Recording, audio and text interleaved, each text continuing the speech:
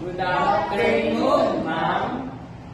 Alright, thank you everyone. But before we start our lesson, let me call on our Ms. Cabase Niña to lead our opening prayer.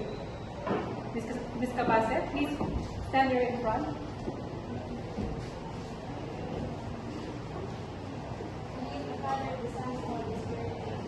Thank you, Lord, for all the graces you have given us today. Please guide us and protect us now and forever. Amen. In the Father, Son, and the Holy Spirit. Amen. Alright, thank you, Ms. Cabase Niña. Now, before we proceed to our literal DSA proper discussion about the plate boundaries, but first, last meeting, I gave you an assignment, right? Yes or no? Yes, Alright. So, the reason why I gave you the assignment is because for all of you to be prepared for our next topic. But before that, let's proceed to read our objectives.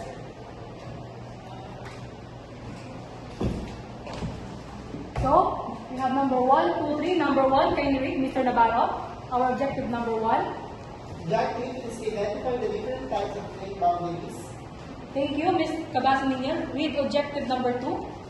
Meaningfully share their personal experience during an earthquake, volcanic eruption, and tsunami. Alright, number 3. Read the objective number 3, Ms. Lady Lynn. Create a 3D model of the types of plate boundaries using recyclable materials.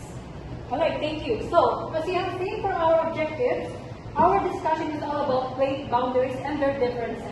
Alright? So that's why this objective will be the guide of our discussion. Alright class, so before we proceed to our discussion, so based from your research, how do you define plate boundaries? So anyone in the class? Alright, Miss Lady Lynn, what is it? Plate boundaries are the edges of tectonic plates where it makes up the Earth atmosphere, and also it constantly moving where by the interactions of boundaries nakakapag-form ng mga geological phenomena such as earthquake, volcanoes, and formations of mountains. Thank you, Ms. Lady Herrera. That is actually correct. That is how we define plate boundaries. And now, who would like to discuss the different types of plate boundaries? Everyone in the class? Alright. Then, I will choose Ms. Josa. What is it? Okay, so we have 3 types of plate boundaries. First is divergent, second convergent, and third is transitory. Alright, thank you, Ms. Josa. That is correct. So, she explained the 3 types, which is divergent, convergent, and of course, our transformed boundaries. But now, how would you define the similarities and the differences between those plate boundaries? Anyone from the class who would like to answer based on your research? Alright, how about this time, Mr. Navarro? Yes, what is it? Basically research, the 3 types of plate tectonics is divergent, convergent, and transform. In order to explain one by one, first is divergence. It is the tectonic plates move away from each other. While the convergent boundaries, it is the tectonic plates move towards each other. And the last is the transform boundary, which is the tectonic plates that slide past each other horizontally. That's the definition and similarities of plate tectonic plates. Alright, that is correct, Mr. Navarro. You have defined really well the difference between the similarities and differences between the plate boundaries. And now, this time, since all of you understand the concept of our topic, let's proceed to our activity. Are you ready? Yes, ma'am. Alright, so in our activity, as you can see, whatever you have there in your table, you have like papers or objects, you have to create your own model of 3D plate boundaries.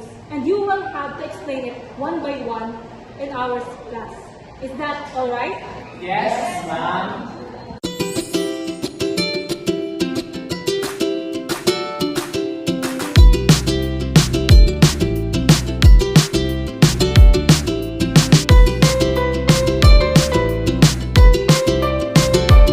Okay class, it seems that you have consumed the time. Time's up. And please present your 3D model and please explain their differences and their boundaries. Alright class, are you ready? Yes, ma'am. Alright, so you have actually 5 minutes to present your 3D model. Please proceed here in front while I grade your presentation. So group 1, please start your presentation. morning, ma'am. Good morning, classmates. So I am Erdogan Rocco. I am the presenter of group number 1. So we have here 2 boxes, and with these 2 boxes, I am going to present to you the different types of plate boundaries. So first, convergent boundaries. These 2 plates will collide with each other, wherein the less dense one will go down, while the other one will remain at the top, which can form different kinds of mountain ranges. So that is the reason why in the Philippines there are many mountain ranges. It is caused by the convergent boundaries. So next, let's have the divergent boundary, wherein these 2 plates separates from each other, which can form different kind of trenches.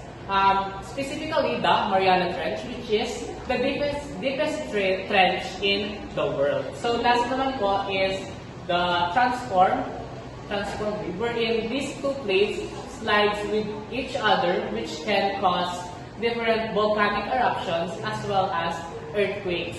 That is the reason why in Japan, most prominent earthquakes sa kanila, because almost all of the plates in their country slides with each other. So that's it for my presentation. Thank you for listening. Congratulations for presenting your presentation, and let's give a hand of applause every 10 sampung taas for Mr. Rocco. Alright everyone, thank you. Let's give 10 sampung taas for Group 2 and Group 3 for presenting their plate boundaries.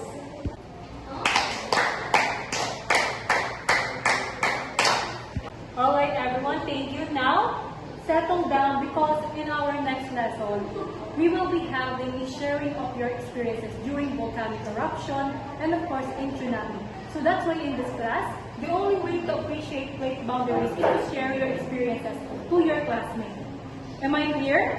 Yes, ma'am. Alright, who would like to share their experience first? Please raise your right hand. Alright, Mr. Rocco, please share your experience.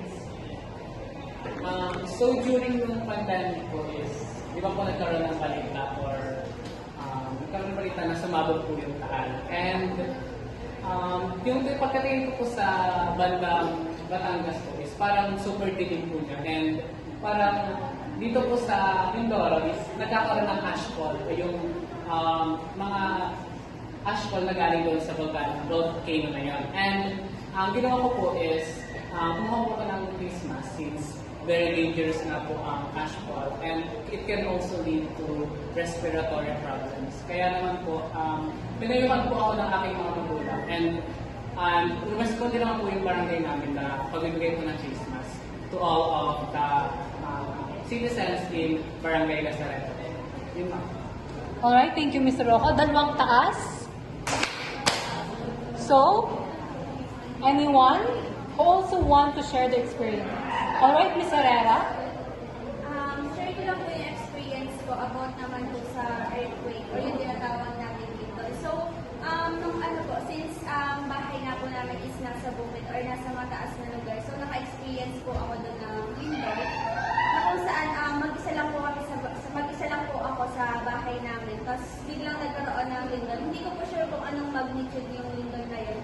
Pero yun yung malakas kong naranasan ng lindol. At ang ginawa ko po doon is parang nagkaroon po ako ng parang panic po. And tapos, doon po sa panic na yun is nakaisip ako yung, kasi nga po ginagawa natin yung mga duck over and hold. So parang in-apply ko po yun. And pumunta po ako sa yung matibay na lamesa. Tapos doon po ako pumunta sa And after po nun, yun, nakakita po ako ng mga balita wherein napakalakas na po yun.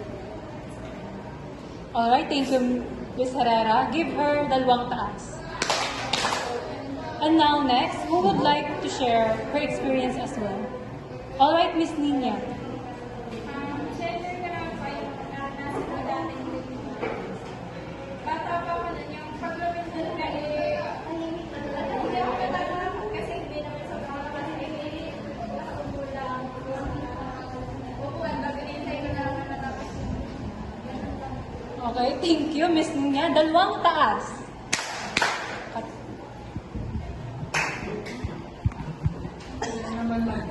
Alright, thank you everyone for sharing your experiences.